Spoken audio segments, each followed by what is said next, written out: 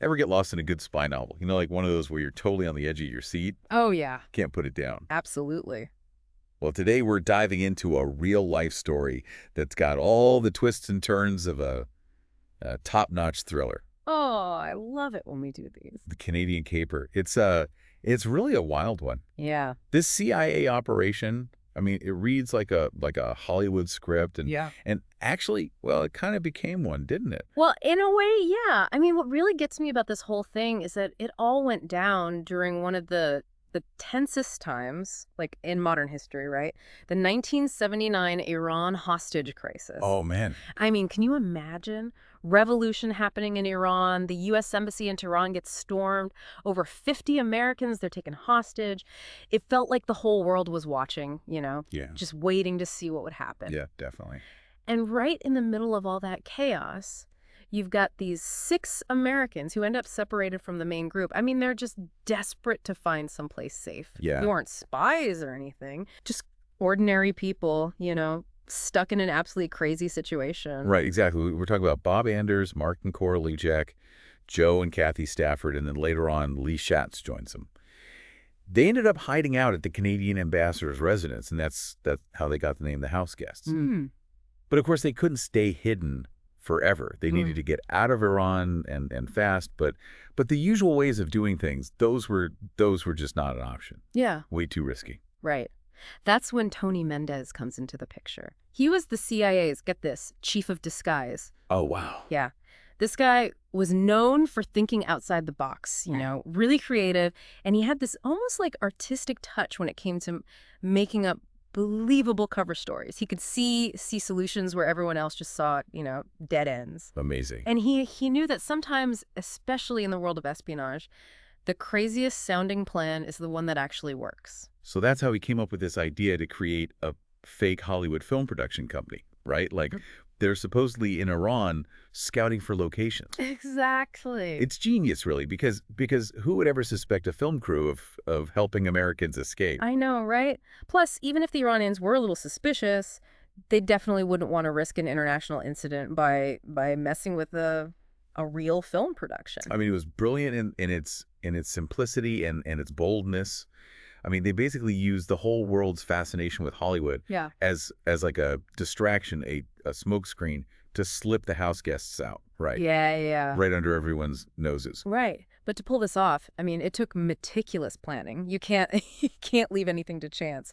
They needed a script, a production company, the whole team, and the biggest thing, they had to make those house guests into convincing members of a film crew. Yeah, and that's where the CIA and Hollywood joined forces, right? Hmm. I mean, Mendez, he brings in John Chambers, who, if you don't know, he's this legendary makeup artist. Oh, yeah. From Planet of the Apes. Planet of the Apes, But exactly. He won an Oscar for that. he was a master at transforming actors. Yeah.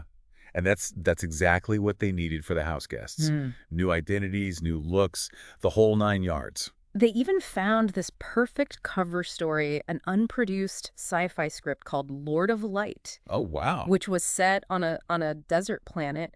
And the descriptions in that script, they were just uncanny. Like they perfectly matched the terrain in Iran. Oh, what? So it made it totally believable that a film crew would be their scouting location. Oh, that's incredible. Oh, It's yeah. like fate handed them this perfect script on a silver platter. Yeah, it really was. And they didn't stop there. Oh, no.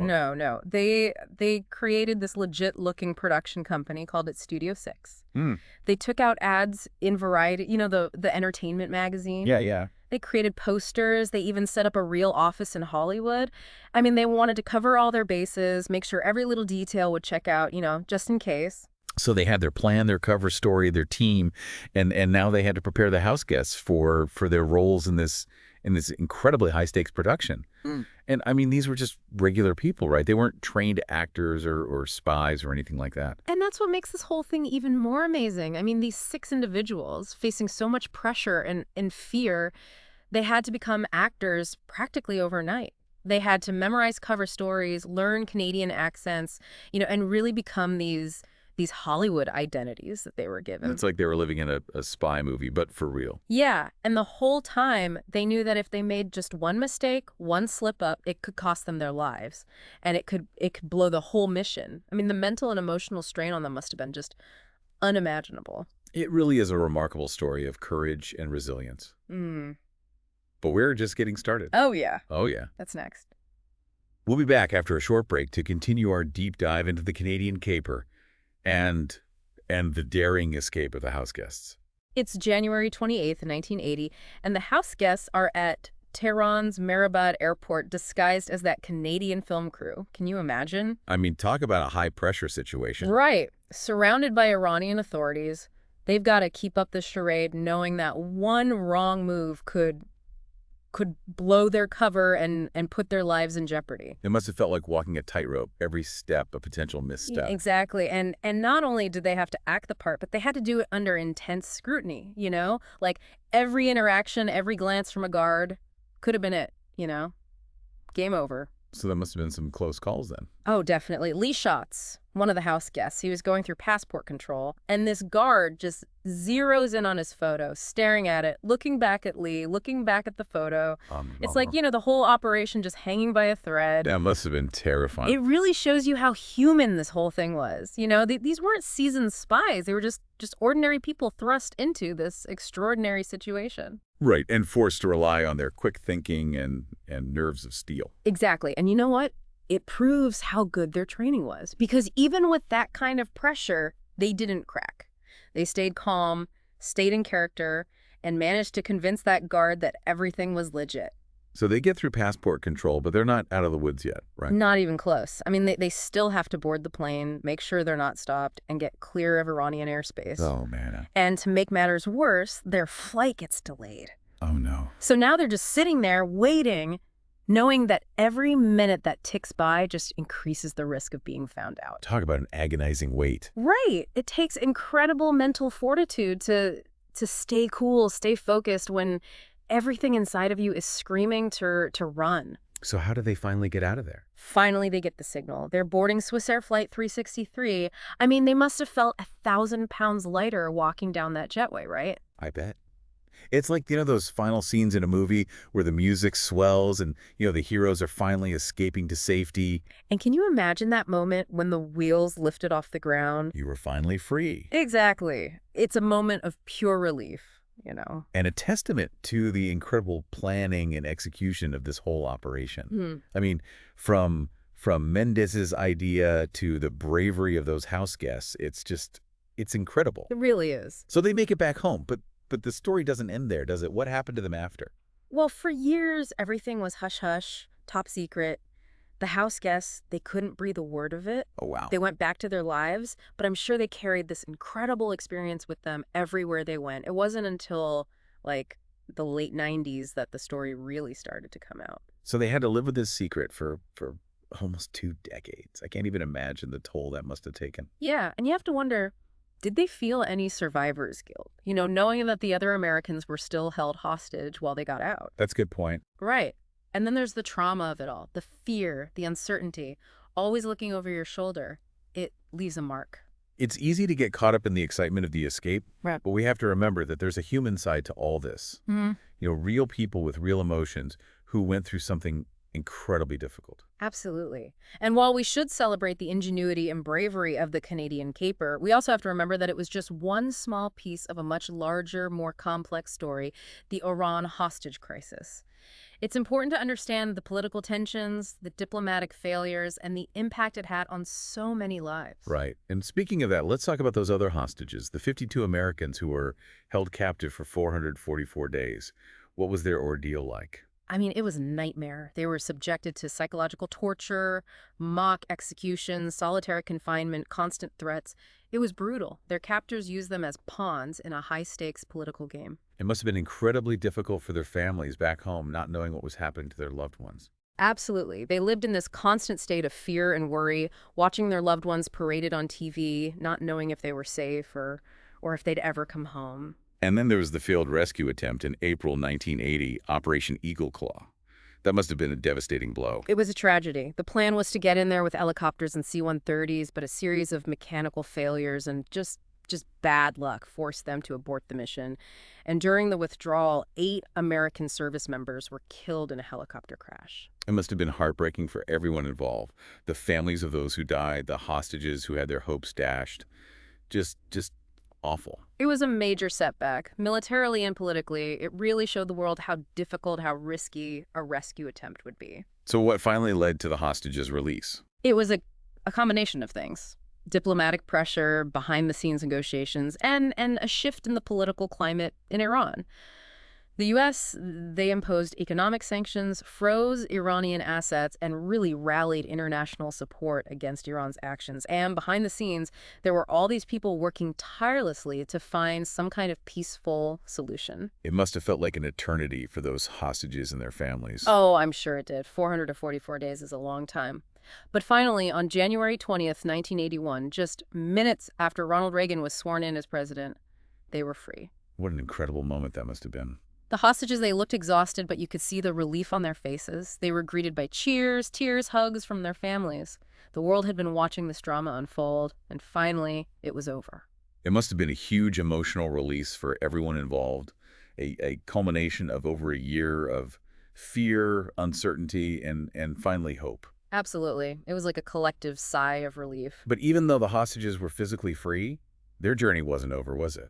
No, not at all. They still had to deal with the psychological and emotional scars of their captivity. They had to try to reintegrate into a world that had, in a way, moved on without them. It's easy to forget that the effects of trauma can last long after the event itself. Definitely. And for the United States, the Iran hostage crisis had a lasting impact. It changed how we viewed our role in the Middle East. It shaped our foreign policy, and it definitely left a mark on our national psyche. It's a reminder that history isn't just something that happened in the past, but it continues to shape who we are today. Yeah, I mean, it's hard to imagine just how much those 444 days must have weighed on everyone, the hostages, their families, the whole country. It really felt like the world was holding its breath, just waiting for them to come home. What about the long-term effects of the crisis? I mean, how did things change after that? Well, the Iran hostage crisis had a massive impact on American foreign policy. It forced the U.S. to reevaluate its role in the Middle East. We saw a buildup of military strength and a more cautious approach when it came to diplomacy in the region. That memory, it definitely fueled a sense of vulnerability, like we had to be more careful, more prepared to prevent something like that from ever happening again. And did things change back home, too? I mean, did the hostage crisis have any lasting effects on American society? Oh, absolutely. I mean, it definitely contributed to a shift towards a more assertive, even hawkish foreign policy in American politics. And it definitely played a role in a growing distrust of the government, like this feeling that America's standing in the world had been weakened. It's amazing how one event can have such a ripple effect, Yeah. both globally and in the lives of the people who are directly involved. And it's a reminder that history, it's not just dates and names in a textbook, It's made up of real people's lives, their stories. The Canadian Caper, it shows us how ingenious and courageous people can be, but it also gives us this glimpse into a really complicated and unstable time in history, a time when it felt like the world was on edge. You know, this deep dive has been quite a journey. It has. From the escape of the house guests to the wider context of the Iran hostage crisis.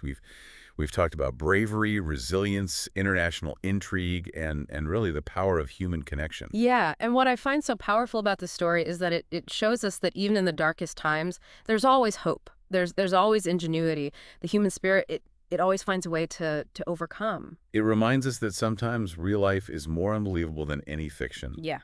And that the past, it's not just something we read about. It shapes who we are, influences our present, and guides our future. That's so true. And as we face all the challenges in the world today, it's important to remember the lessons from the past, to learn from our mistakes, to celebrate our victories, and to never forget the human stories that are at the heart of it all. For anyone listening who wants to learn more about this incredible story, Tony Mendez's book, Argo, How the CIA and Hollywood Pulled Off the Most Audacious Rescue in History, is a must-read. It gives you that first-hand account of the operation, all the challenges, all the behind-the-scenes stuff. And there are also some great documentaries and articles out there that explore the Iran hostage crisis from different angles. I mean, they really give you a deeper understanding of just how complex this whole event was. We hope you've enjoyed our deep dive into the Canadian Caper. It's a story that never fails to capture the imagination, a reminder that sometimes truth really is stranger than fiction.